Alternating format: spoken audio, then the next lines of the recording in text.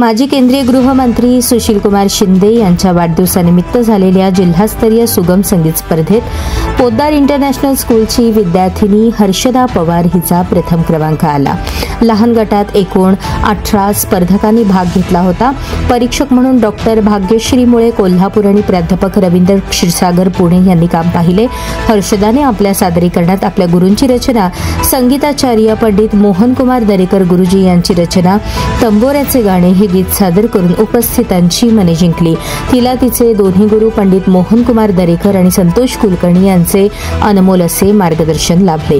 तिला trophy, certificate आणि रोख रक्कम 7,000 रुपये बक्षीस मिळाले।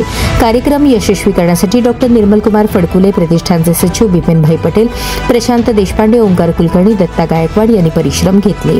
तिच्या या यशाबद्दल पोद्दार इंटरनॅशनल स्कूलचे प्राचार्य समरेंद्र पाडिग्रही, उपप्राचार्य रामहरी घाडगे, आरती झवेरी, प्रशासकीय अधिकारी कॅप्टन भरत बनसोडे व अमर जगझापे, संगीत शिक्षक नागेश पवार यांनी पुढील वाटचालीसाठी शुभेच्छा दिल्या।